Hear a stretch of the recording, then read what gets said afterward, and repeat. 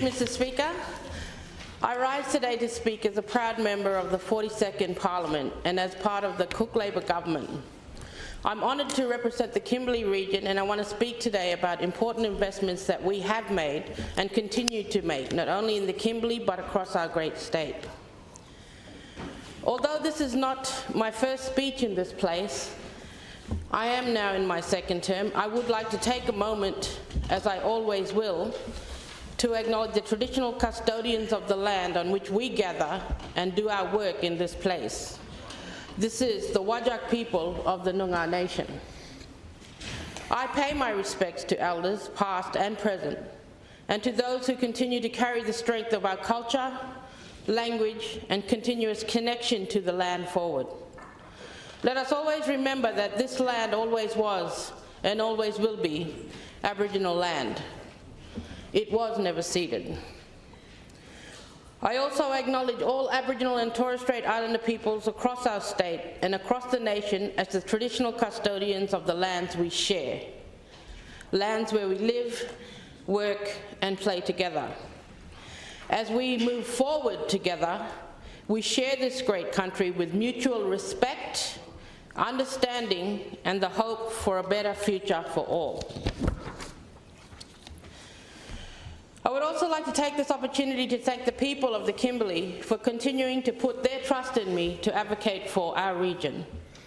I would also like to congratulate all my parliamentary colleagues who will stand in this chamber and advocate for their regions over the next 4 years. Most of us would acknowledge that it is very humbling to be trusted by people in our electorates to do what is best for them, and it's not just a job that should ever be taken for granted by any of us. It is an honour to be able to continue to represent people in the largest and most remote electorate in our state, the Kimberley, the Great Kimberley. I am passionate about ensuring the people of the Kimberley receive the same access to opportunities as those in metro areas of Western Australia. The Cook Labor government is focused on developing and strengthening our regions, supporting and creating local jobs, building infrastructure and supporting families and our youth. This commitment is demonstrated by the formation of regionally focused portfolios, and I am quite thrilled that Honourable Stephen Dawson has been appointed as Minister for the Kimberley to work alongside me in empowering our region. So I'll speak today on some of the many investments and commitments in the Kimberley that has been delivered or will be delivered by the Cook Labor government. I'll start with one of the favourites, regional capped airfares. This is a scheme that has assisted thousands of Kimberley families to access affordable airfares between Perth and either Broome or Kununurra. More than 420,000 capped airfares have been booked since the scheme was launched in 2022, and a recent $4 million boost has extended this program to June 2026. This capped airfare scheme has been embraced by the people of the Kimberley because it does offer real savings and real benefits to people living in remote areas. This enables them to travel to our capital city affordably. Although as the crow flies, Darwin is actually closer to Broome and Kununurra than Perth. Again, this highlights our remoteness in this great state up north.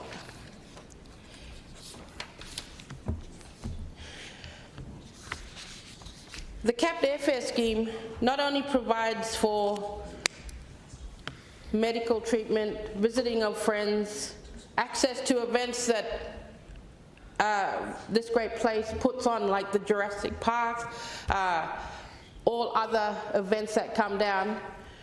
There has been more and more people that I know, especially parts of my family, that I'm babysitting my grandchildren while they come down and access those fares to come to concerts and stuff. It is quite a winner for some. The household electricity credits is also another cost of living measure that has been rolled out by the state government to the people in the Kimberley and also delivered real cost of living relief in our region. These credits have totaled at least 2,100 over the last 4 years. Some remote communities in the Kimberley have very different electricity setups than metro or large regional areas. Some customers are set up in a prepaid arrangement and others using their own off-grid solar setups to generate electricity. The eligibility criteria was just recently adjusted by our government during the last rollout to include many of these customers, which was a great benefit to the people in the Kimberley. I am excited to see our government are also committed to implementing a household solar battery subsidy to permanently slash electricity bills. This will be a huge benefit in the Kimberley because if there is something that we have a lot of, it's sunshine. I'd like to talk about some of our elders and our seniors. The regional pensioner travel cards have also been incredibly well received in the Kimberley. These cards make a real difference in reducing the cost of fuel and taxi travel for regional pensioners.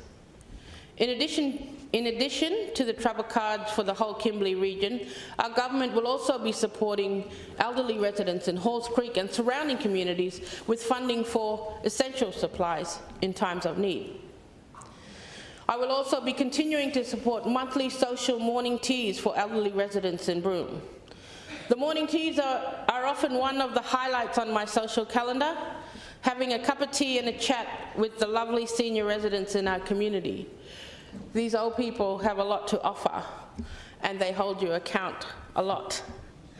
I'm not very good at bingo, but they seem to love it, and I can't keep up with them. It's always interesting to sit with them and discuss local issues that affect them and changes that they would like to see made to make the rest of their life comfortable. The travel card gets mentioned a lot, and I know the committed boost to the card limit will be very well received by my friends at the morning teas. We are dedicated to helping elderly Kimberley residents to live their best lives in the north of the state. I'm also proud that we're supporting so many fantastic regional arts programs and initiatives, as arts and culture is so important in the Kimberley. I believe we're the best performing arts place in the state. We've got actors, singers, dancers, musicians. They all come from there, you know that, right? We're delivering funding towards the establishment of the Nyambaburu Yarra Janbi Centre for Culture, Arts and Story in Broome. The centre will showcase Kimberley culture and arts and support local artists. We're also supporting regional art groups such as the Kimberley Arts Network and Theatre Kimberley that provide high quality art, performance and circus programs to children and adults across the region. Recently, we announced funding to progress the establishment of the Aboriginal Languages WA, which is supported by the Kimberley Language Resource Centre. This work aims to empower policy changes to achieve lasting and positive outcomes to strengthen Aboriginal languages across the state, including in the Kimberley. Our government understands the importance of increasing opportunities for Kimberley people to get involved in art, performance, and cultural activities. I am proud to be part of our government's vision to continue strengthening the cultural connections in the Kimberley region. Something that has been talked about recently in recent days is the WA student assistance payments. This was delivered last year, and I'm quite happy that it's delivered again this year. This was of incredible benefit to a lot of families. I spoke to many people across the Kimberley, including in remote communities, who were so grateful for the assistance. They were grateful for the understanding from our government that cost of living relief, like the student assistance payments, make a real difference, especially in the regions. I know families who use the payments for school uniforms and shoes, and also some families who use the payments to support the cost of their child's extracurricular activities such as sport and music. One mother said, "Even though my children have shoes, they grow so fast, we always have to buy new shoes." I'm proud that our government has just opened applications for the second round of the WA student assistance payment to deliver real cost of living relief for families across WA. These payments will be a great way for families to start term 2 of the school year. We're also committed to delivering $8 million for infrastructure upgrades in remote schools in the Kimberley. This will make a huge impact on the staff and children at our remote schools, which in turn will have a positive impact on the communities as a whole. I'm proud that I specifically committed an additional $10,000 to boost supplies and resources at Candywell School, a beautiful school located 10 hours from the nearest sealed road. I believe all children, no matter where they live, deserve good support and resources to learn. In the last 4 years, we've delivered multiple upgrades to schools across the Kimberley, including $27.9 million to upgrade the Derby District High School and nearly $30 million in upgrades to Broome Senior High School. We've given $13 million for a new classroom block and upgrades to Halls Creek District High School and $3 million for a new early childhood centre at Wyndham District High School. I was also proud to help open the new administration and classroom block at Broome Primary School in 2022. This was quite welcomed by the community and a way of healing forward from the fires. These buildings replaced those destroyed by a fire at the school in 2020, and it was a very special moment for the whole school community to embrace these new facilities. The $37.2 million expansion to the Breakfast Club program is going to be of significant benefit to many schools in the Kimberley region. Every child deserves to have a good start to their school day, and Breakfast Club programs seek to address the impact disadvantage can have on education outcomes. I am very supportive of the program, and I am thankful that our government has recognized the benefits of the initiative, especially for children in remote regional areas. Youth. Our government's commitment to youth empowerment is demonstrated in its commitment to the Malamani on-country diversion facility. This is a cross-agency project that will work with WA Police, Department of Communities and Department of Justice to refine referral pathways for at-risk youth. The facility will offer young offenders the opportunity to participate in structured programs on a working pastoral station with the support of Indigenous role models. This will also provide a sense of community safety. We're also supporting the Jawarani Janga Equine Assisted Learning Program in Broome. Developed by Professor Julie Coffin, the program enhances social and emotional well-being of Aboriginal children and young people using the healing power of horses. With a focus on the Fitzroy Valley, our government is funding a range of upgrades to the Marwara Night Space facility. This includes $3 million for a new basketball court and additional facilities. The Night Space uses trauma-informed practices that teaches young local people valuable life skills, promotes teamwork, and encourages healthy habits. I visited the facility recently with Minister Dawson and other ministers previously, and the staff were so excited and grateful for these developments. We're also committed to funding the establishment. I'd just like to go back and note that since the Marwara Night facility, since commencement of working and engaging with these young kids, the attendance rates at Fitzroy Valley High School has increased, and a lot of it is contributed to the work that the Night Space has done in partnership with the Department of Education at the school in trying to re-engage these children. We're also committed to funding the establishment of a Kununurra Night Space to provide a safe space for kids in the Kununurra region. And the PCYC will receive $1 million to deliver youth diversion programs in Broome.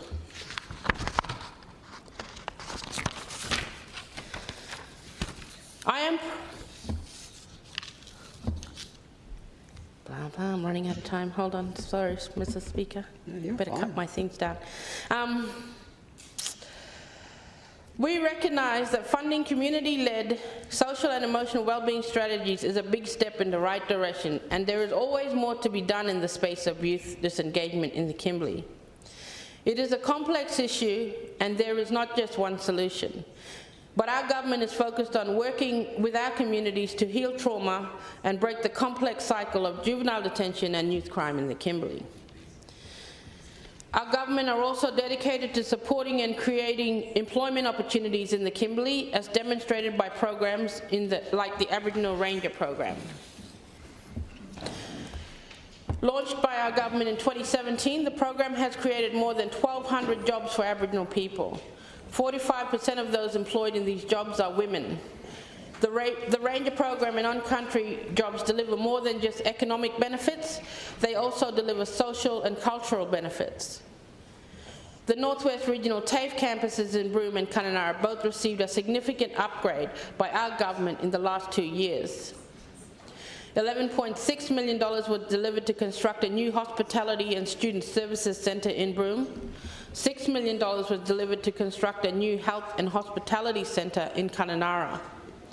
We have a strong commitment to supporting these TAFE campuses and the opportunities they provide regional students in the Kimberley. This is further backed up by our government's fee-free TAFE courses, which also continue this year, helping thousands of Kimberley students prepare for skilled jobs in critical industries. Our government has further demonstrated its dedication to the regional economic development of the Kimberley region with several large projects over the last 4 years. These include $23 million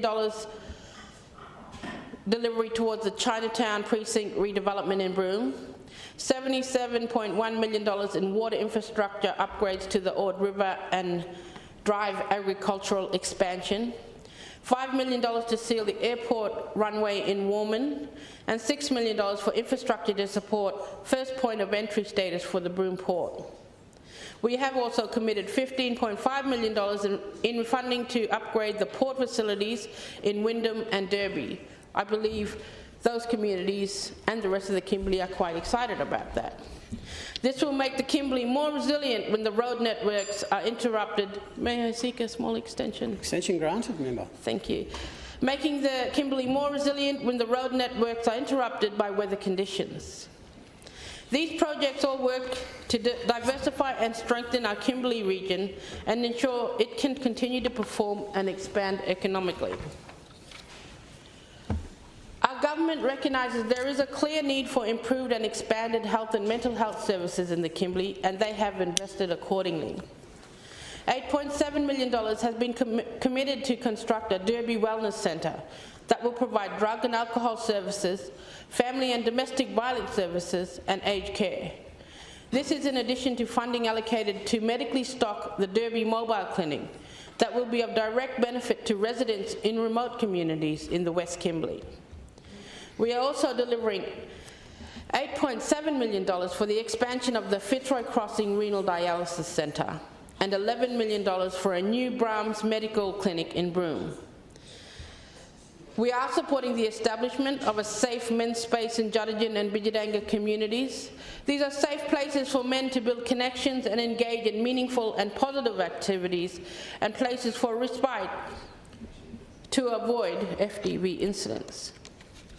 We're also supporting women's refuges in every large town across the Kimberley to ensure there are safe, comfortable places for women and children. The Patients Assisted Travel Subsidy is a huge consideration for residents of the Kimberley who often need to travel to Perth for medical appointments and specialised treatment. I am proud that we have listened to feedback on the PAT scheme and are committed to reviewing the subsidy to ensure it continues to provide for people from regional areas and the Kimberley access the same medical treatment as the rest of the state. Our government does listen to and respond to the voices of Kimberley people.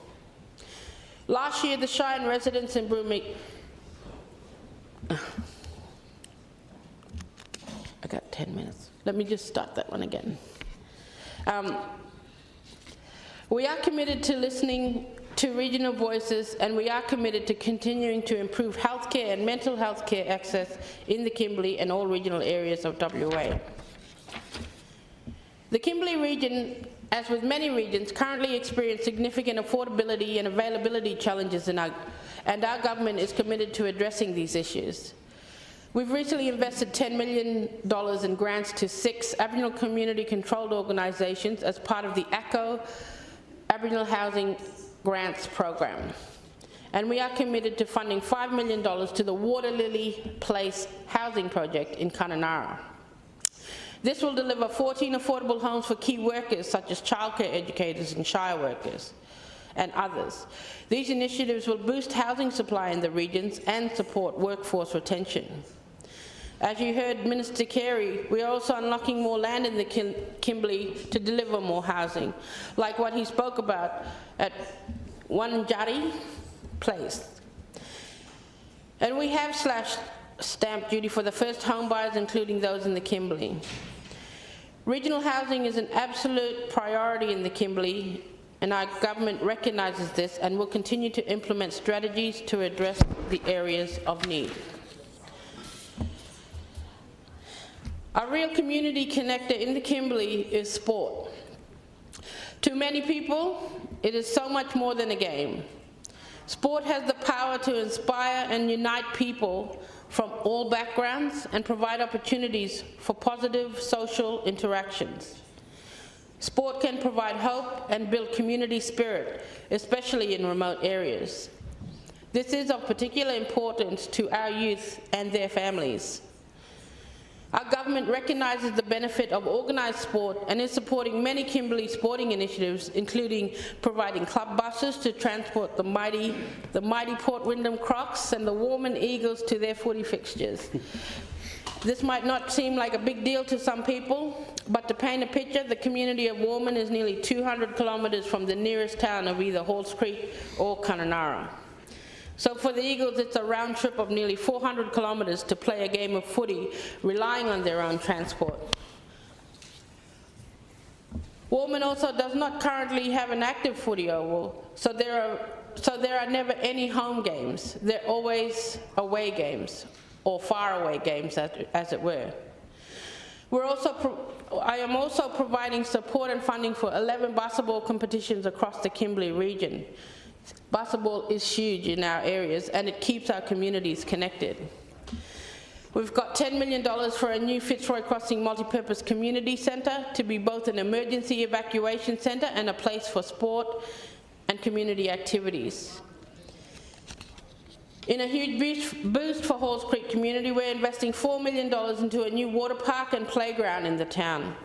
Halls Creek gets very hot for a large chunk of the year, and the aquatic centre is the absolute place to be. So increasing the town's access to aquatic facilities is something I'm very proud to be involved in. This is also have social and community benefits. Similarly, we have already delivered $3.2 million in a splash park in Kununurra that I have had the joy of opening in 2023 with a slightly ungraceful splash with Minister Templeman, former Minister for Sport, in an ungraceful splashdown of one of the new slides. I must say it is one of the best slides north of the 26th parallel. Whilst on the topic of Kununurra in the East Kimberley, there are some exciting projects progressing in the region, including work starting on the East Kimberley Regional Airport runway extension, progressing designs for the Celebrity Tree Park All Abilities Playground. That is a project that is very close to the community's heart. This playground is due for completion by the end of the year, and the space is going to be a real celebration of inclusive community creativity. We've got the Kununurra revitalisation projects as the Wyndham Historical Port Precinct revitalised plans. The East Kimberley are a resilient and connected region. It is always a highlight to meet with the Shire and community leaders to hear about their strong visions. Our government values remote community sustainability, and this is demonstrated by our commitment to delivering needed resources and infrastructure.